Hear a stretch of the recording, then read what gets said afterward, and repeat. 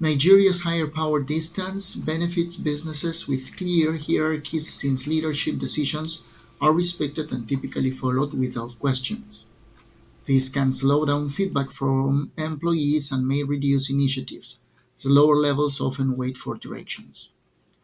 Nigeria's collectivist culture encourages loyalty and teamwork, ideal for businesses focused on long term relationships. Decision making may need more consensus, potentially slowing down responses in fast paced situations. Nigeria's balanced approach allows competitive and cooperative strategies depending on the sector. Some industries may face tension if aggressive competition isn't balanced with social responsibility. Nigeria's moderate uncertainty avoidance allows flexibility, helping businesses adapt in informal markets common in emergency economies.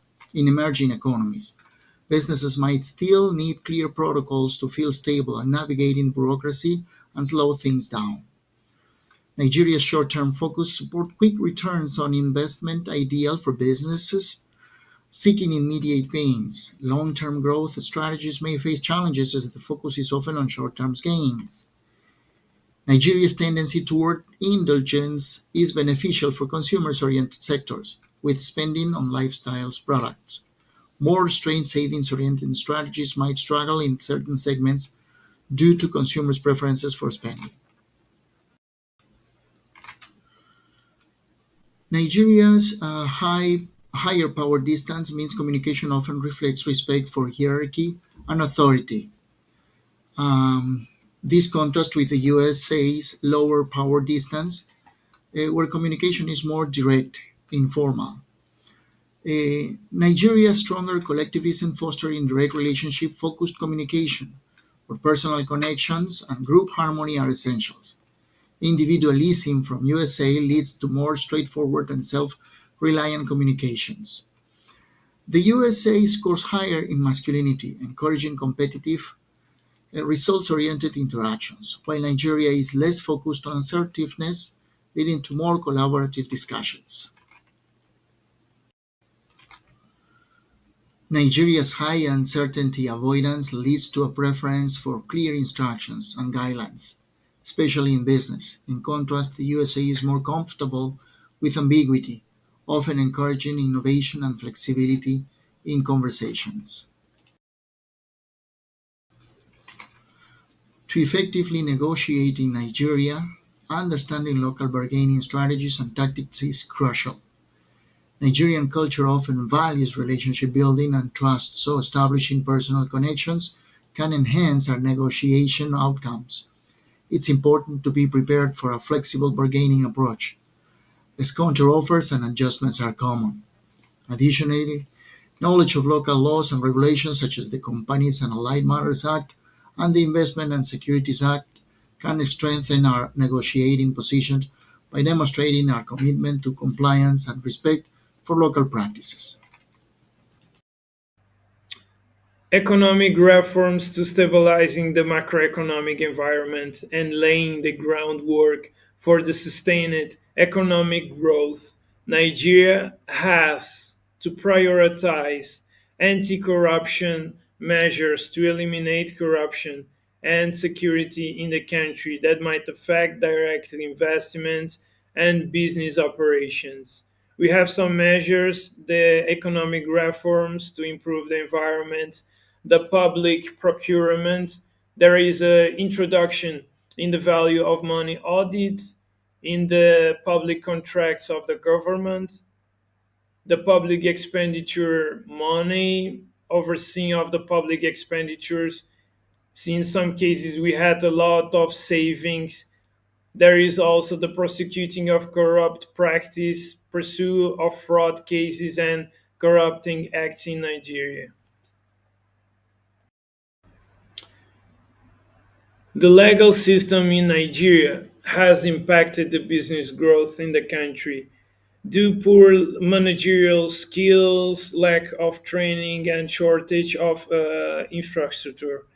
The delay in the court proceedings and the backlogs cases do there are few lawyers, judges, and litigants and court officials. it affects direct the business operation and the citizens, because if the legal system is working properly, the cases in the legal system will delay less. And also there is the insecurity in the country that can make foreign investors to be more careful in projecting investments in the country. Though there is a lot of kidnappings in the business, robbery itself. In Nigeria, it is important to understand each sector and the restrictions associated with it. Some sectors are not open to 100% foreign ownership. Some require partnerships with local, and others require using a percentage of local products. The government has incentives, grants, and tax credits to promote investment in solar, wind, and other renewable.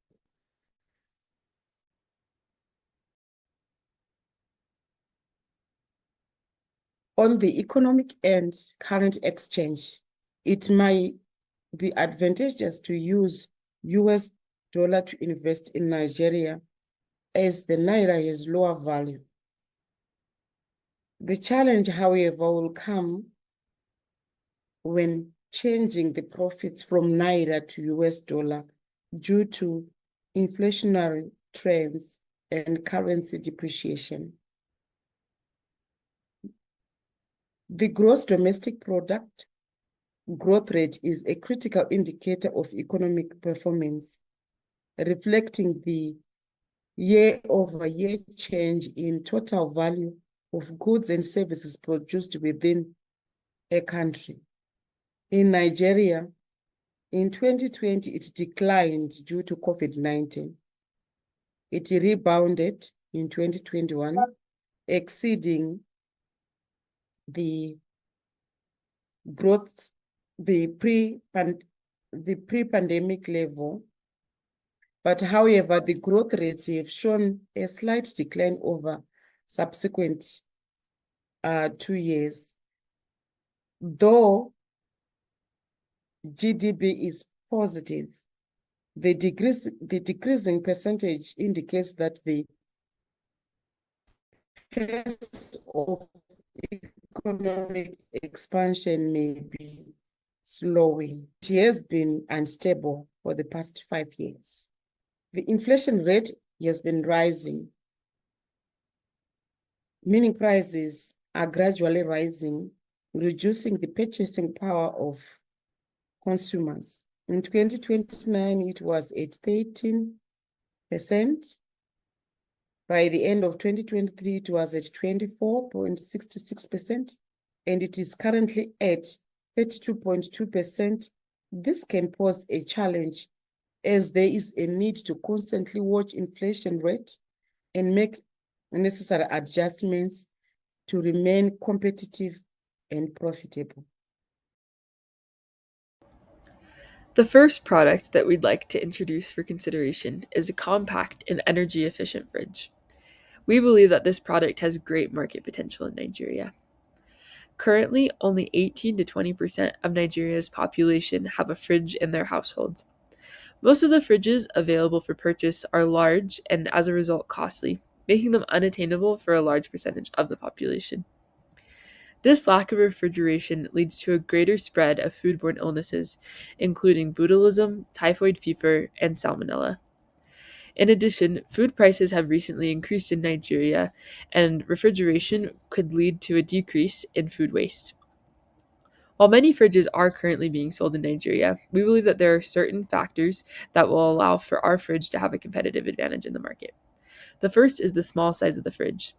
This will allow for greater affordability and will also make it possible to fit in any size of kitchen. We also would like to create a design for this fridge that will allow it to be customized inside. This can include things such as removable racks, shelves, drawers. This will allow the consumer to adapt the space that they need. Even with the small size, they will be able to fit more with the way that they can customize it.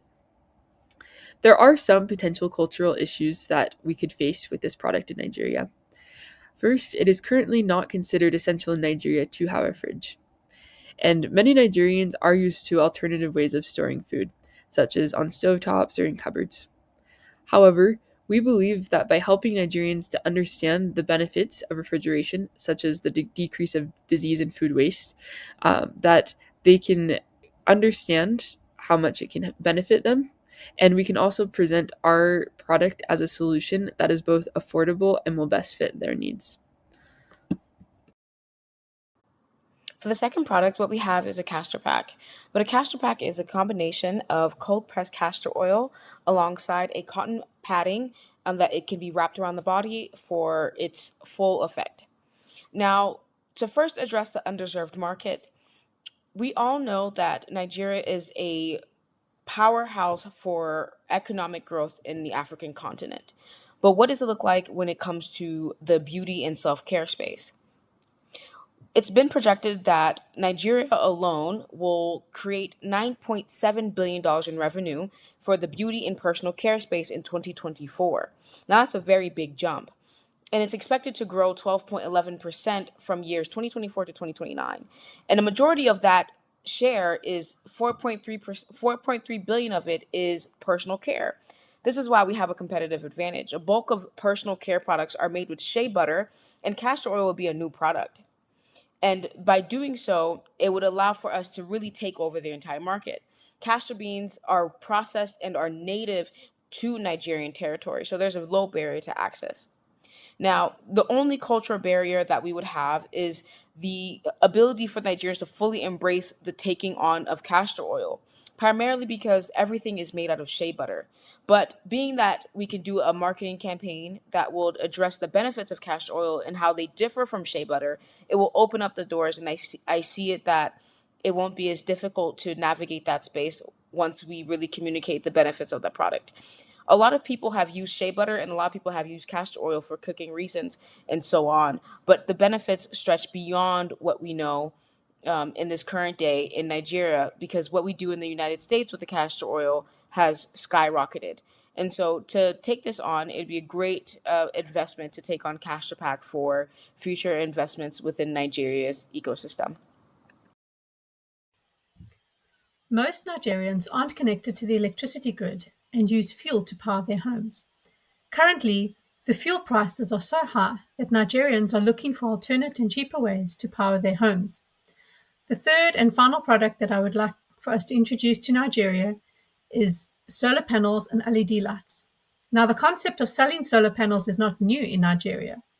There are several companies already selling solar panels, but our competitive advantage will be not only to sell solar panels, but to manufacture them locally in Nigeria. By manufacturing the solar panels in Nigeria, we have an advantage because we can sell the solar panels cheaper, because we will not be importing the panels, and we will use local skills and labor, so we will save on import tariffs. Some of the potential cultural issues that we might face is that Nigerians have a very high context culture in the way that they communicate, and they are quite flexible in how they schedule their work and deadlines. To overcome these challenges, we will need to ensure good communication with all staff, employees, and managers.